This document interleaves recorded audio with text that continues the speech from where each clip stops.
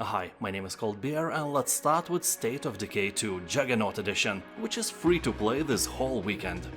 This is an open-world survival game set just after the zombie apocalypse. Your small community of survivors seeks to rebuild a corner of civilization, and you get to make all the decisions about how that happens. So, knowing you, humanity is doomed, and it's all your fault. For those who are concerned, this is a single-player game with an option to play co-op. So, this is not some MMO or online shooter battle royale with zombies, no, this is a serious game with base building, RPG mechanics, and permanent death. Yeah, that doesn't sound cool, but believe me, it is very good for immersion. You won't be jogging around with your PP out, swinging left and right. You be careful and take the game seriously instead. You will decide who to recruit to your team, where to settle your community, how to fortify and upgrade your base. You will select which survivor to bring along on a scavenging run for the ammo or ingredients for delicious potato salad, and who you use to fight off the zombies attacking your base. People on Steam are saying that this game has probably the closest feeling to The Walking Dead show, and a very positive review score is a proof of that.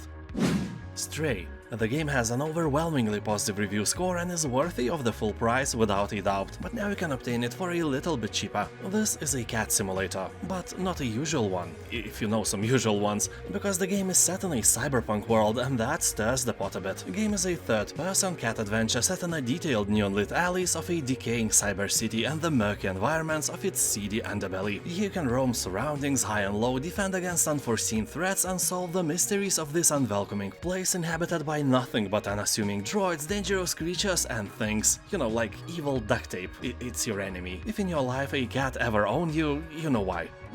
Hand of Fate 2. This is a dungeon crawler set in a dark fantasy world. Here you'll try to master a living board game, where every stage of the adventure is drawn from a deck of legendary encounters chosen by you. So choose wisely your opponent. The enigmatic dealer will try to make you feel helpless and pathetic. People on Steam are saying that the combat is a bit clunky, but the atmosphere, art style, and the narration of the game makes Hand of Fate really enjoyable and fun. Although keep in mind that the game is kinda difficult, also heavily based on luck. You know, it's a card game after all. And that may be frustrating if you have an unlucky day when everything falls apart. So before playing, throw a coin into the air 3 times and try to guess heads or tails. If you'll be correct at least 2 times, play the game. Luck is with you today. And what if this was the last drop of luck? What if guessing heads or tails right was the luckiest thing that happened today? Well, in this instance, I'll think you'll know that you are screwed right away. Game is not forgiving. Desperados 3. You can kill quietly with a knife or take out multiple foes with your revolvers. I especially like the knife part. It somehow feels more personal and, of course, requires more skill. Scenarios Desperados presents are far from cliché. Situations are quite original but also familiar with a nice vibe of Wild West. I say vibe because here you will fight not only in small frontier towns, but also in creepy swamps, riverbanks, and even in sprawling modern cities. Here you can choose between non-lethal and deadly attacks, meaning that you can finish the game without killing anyone. I have no idea why you may do that, it's boring. I live my real life without killing anyone. Why should I do the same where I am allowed to snap a neck or two? For example, I'm against hunting for fun, but I play the hunter and I slaughter all the animals in the forest for pure entertainment. You know why? Because they are not real. Duh. Anyway, Desperados 3 is like an old good Commandos game, but modern with amazing visuals and great quality overall. Planet Zoo. Remember when you were a child and in a zoo you saw some dumb animal and then you said something like, I want that, I wish I could keep it. and then your mother just slapped you and said, It's a lion, it would eat you. and you were like, No, I don't think so. yeah, kids are dumb, but the point of this story is that now you can keep a lion, and giraffe, crocodile, and elephant, and not one but as many as you want. And the funny thing is that you are just as unsuitable to keep them now as it was back then when you were a kid. All your animals would get sick and die, or they will die because you'll forget to feed them or give them more cosmos. Well, I mean space. And it's a fun game if you are ready not to cry over imaginary animals and their imaginary deaths. Base game itself is very cheap, but it has like 8 or 9 DLCs, so it will suck your wallet dry. Be careful. Deep Rock Galactic. This is a 1 to 4 players first-person shooter featuring badass space dwarfs and 100% destructible environments. Here you can play alone or work together with other players as a team to dig, explore and fight your way through a massive cave system filled with hordes of deadly enemies and valuable resources. Pick some powerful guns like flamethrowers, Gatling guns, portable platform launchers, and show those puny aliens who's the boss. Dwarfs may be small, but they are really powerful. We in Lithuania have a saying, Neugis or smoogies? Meaning not the size, but the punch is what really matters. And your punch is really, probably weak in real world, but really impactful for the alien population in these dangerous caves. People on Steam are talking that there is no reason not to play this game, and I have to agree. Show those monsters the true meaning of extinction. Rock and stone, baby. Black Mesa. This is actually a Half-Life, just with better graphics and better, everything. Keep in mind that this is not just a simple remaster, this is a quality remake that expands the scope of the original and massively improves its final chapters. The game is made by fans and it is made so well that it is an owner of overwhelmingly positive reviews. And to be honest, today Black Mesa is the best way to experience Half-Life. No clunky old school graphics, no compatibility problems, great gameplay and a really interesting suspenseful story. To say short, Half-Life is awesome, and Black Mesa may be the greatest way for you to play it. People on Steam are saying that Black Mesa is one of the best remakes ever made, and the game doesn't give you any reason to disagree with these wise words. Outer Wilds. Almost everyone who has played Subnautica and Outer Wilds are saying that these games have a lot in common. Exploring vast space in Outer Wilds is really similar to exploring the vast ocean in Subnautica. It was named Game of the Year 2019 by Giant Bomb, Polygon, Eurogamer and The Guardian, so that alone should grab your attention. If it grabs something else or somewhere else, call the police. Here you are, the newest recruit of the Outer Wilds Ventures, a space program searching for answers in a strange, constantly evolving solar system. You will have to find what lurks in the heart of the ominous dog Bramble. Who built the alien city on the moon? Well, obviously aliens, but you know what I mean. Can the endless time loop be stopped? And why is potato salad so delicious? Answers await you in the most dangerous reaches of space. Game has overwhelmingly positive reviews, so you can't go wrong with this one. Darkwood.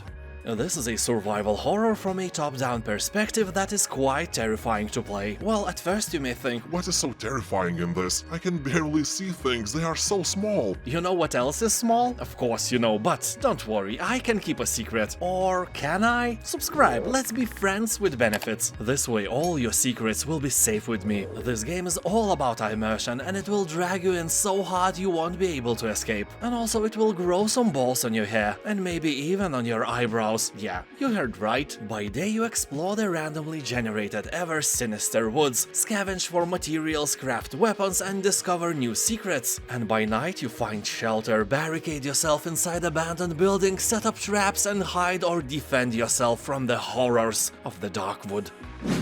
Mutant Year Zero: Road to Eden. This is a tactical game that combines the turn-based combat of XCOM with real-time stealth and exploration of post-human world reclaimed by nature and mutants. And by saying mutants, I don't mean human mutants. Those are all gone. Now smart animals rule the world. Define smart. Well, you got me here. They are not always smart. They sometimes do stupid decisions because, you are controlling them. Oh my god, how dare you? Shh, it's a joke. So although animals can't speak here, it's definitely not a Disney kind of world. It's brutal and cruel and survival of the fittest is in progress. Here you must venture out of the city to explore the zone where one day you might find the Eden of legends. The ancients' heaven in the middle of hell. I guess with mountains of potato salad and rivers of cold beer. Maybe you will find your answers there. Then again, maybe not. Game has really beautiful graphics, great humor and an interesting story. Also very positive reviews on Steam. BioShock Infinite. As the first two parts, this is an immersive first-person shooter sim with a wonderful single-player story. While the first and second BioShock games were set underwater, this time you go high into the sky, to the city among the clouds named Columbia. The year is 1912, and you have to rescue a mysterious girl or die trying. Well, knowing you, the latter option is more likely. Oh, come on, I'm kidding, you are great, never doubt that. Now subscribe. Anyway, the Flying City is a beautiful and vibrant world that holds a very dark secret. Here you can rip apart time and space ways to shape the battlefield and turn the tide in combat by pulling weapons, turrets and other resources out of thin air, throw explosive fireballs, shoot lightning and release murders of crows. Game has more than 90% of positive reviews and is a real gem every first-person shooter lover should play. Cyberpunk 2077. Everyone knows the game, but just a few of us know the real state of it. Is it finally a good game? And the answer is yes. It's not perfect, we didn't get the actual Mass Effect, Skyrim, GTA 5 hybrid with the best traits of every game, but now Cyberpunk 2077 is in a great state. The simplest proof of that is a recent review score. Rated by thousands of people, it is hovering around 90%. So basically 9 out of 10 people who bought the game these days are really happy with what they get. So Cyberpunk 2077 itself is like futuristic GTA 5 combined with any AAA kind of shooter and littered with RPG elements. The campaign is great, you can buy it without any regrets just for the campaign alone. The annoying thing, at least for me, was that you can't fly here. That takes a lot of fun away from a GTA-like game. Anyway, DLC is around the corner, so this is a really great time to play it. The Flame in the Flood. This is a roguelike river journey through the backwaters of a forgotten post-apocalyptic America, where you can forage, craft and occasionally evade predators. Well, the last part will be harder to do. I was eaten by a wolf countless times here, so basically you will take the role of a delicious snack with no desire to be tasted. Just be sure that you are into roguelike games, that you have stable mental health, and few deaths here and there will not make you rage quit and uninstall. The Flame in the Flood was created by famous developers who previously worked on BioShock, Halo, Penis Doctor Simulator and Guitar Hero. Well, honestly, I'm not sure about that third one, but other games are definitely legit. So here you'll travel by foot and by raft down a procedurally generated river as you scrounge for resources, craft tools, remedies, evade the vicious wildlife, and most importantly, stay ahead of coming rains. Flood is even in the name of the game.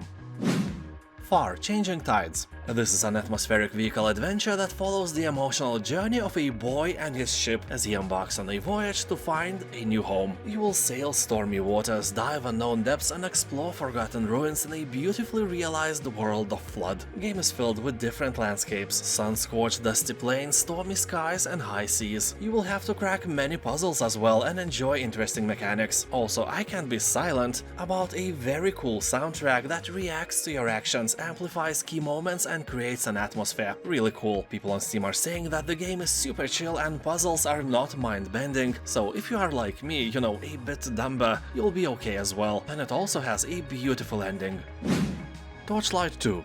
People on Steam are saying that this game is highly addictive and can fast-forward your life rather quickly. Some people say that this is a spiritual brother of Diablo 2, but I can't agree with that. It's too cartoony, the models and color palette reminds me of World of Warcraft instead. Although I played World of Warcraft for several years, I still have the best memories. I think I will get back to it. That is when I'm old, some 25 years from now. Anyway, Torchlight 2 is great, very complex and fun, and if you are cool with this colorful Disney princess visual style, it may be one of the best action RPG games you have ever played. If you like Diablo or similar games like Grim Dawn or Path of Exile, Torchlight 2 is probably a must-play. The Forgotten City. This game, as a lot of gamers point out, is a Groundhog Day in an ancient city. The mechanic here is simple. Everyone around you is dying for unknown reasons and you have to stop it. If you fail, and you will fail more than once, you can just go to the portal and restart the day over and over again until you solve the problem of dying, so nobody dies anymore. If you think about it, this is a roguelite game, just story-based instead of combat. And it's really one of the best adventure games there is. I'm not gonna lie, if you go to Steam you will see the overwhelmingly positive review score. Also, fun fact, this game started as a Skyrim mod a long time ago and it was so well received it became a separate kick-ass game. Overcooked. This is a game for 2 to 4 people. I have it on my PlayStation and I occasionally play it with my wife. So the main feature of this game is that if you and your significant other have a calm, beautiful life, without any screaming at each other, without yelling profanities and so on, this game may fix it. I can guarantee that no matter how calm you are, you will lose your shit here every time you play. At first you will fail to cook some simple meal, then you will fail even more and will start to wonder what are you doing wrong. The answer is usually everything. So you must take take the lead and become a chef. The other one will become your big sous chef and will have to do as you say if you want to complete level after level. You may think that you are the head of the family, but turns can table very quickly here when your lead will take you and your SO to failure and doom. Then you will switch and you will do as your SO says. And if you finally complete the level, you will feel confused. You achieved your goal, but only because you did everything you were told and didn't use the tiny organ in between your ears practically at all. This is a great game, really humbling. Ori and the Will of the Wisps. This game is so cute and dreamy it can break even the most macho man. So if you are a macho man, after playing this game you must hunt a deer with your bare hands and eat its heart while it is still beating. Otherwise you will stay sensitive and vulnerable to feelings forever. I'm kidding, of course, feelings are great. You can feel whatever you want and express that without fear, no matter how many balls you have in between your legs. The desirable number is 7, but not everyone was born so lucky. Anyway, Ori is a great platformer game with a deep story and even deeper feelings. Just make sure, as with almost all platformers, use a controller and not a keyboard, because otherwise only one feeling will engulf you. And that is rage.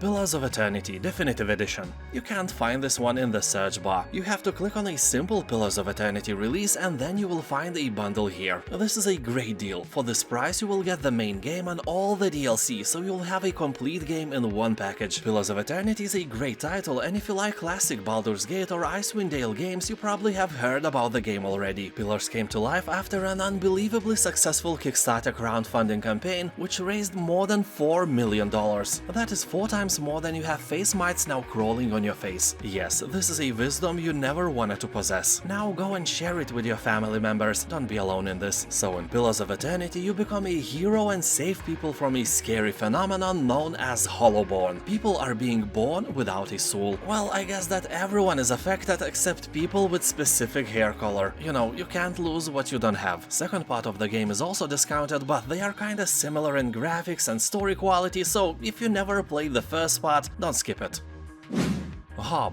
The game was made by the same guys who created legendary Torchlight and Torchlight II. Presented without text or dialogue, Hub's story is revealed as you explore a mysterious planet and interact with the strange life forms that inhabit it. You will transform this world by solving puzzles and repairing the planet itself. The landscape will change before your eyes, opening new areas to uncover and explore. People are saying that the game is just a partial RPG, it's mostly oriented to puzzle solving, but in general will scratch the itch you have for the great games you may never have heard of before. Although be warned that without a controller the experience may not be the same. Be sure you have it. Actually, playing Hob without one, it's like trying to ride a traditional bike by pedaling with your hands. And now, thank you for watching, have a nice day, and I'll see you next time. Bye!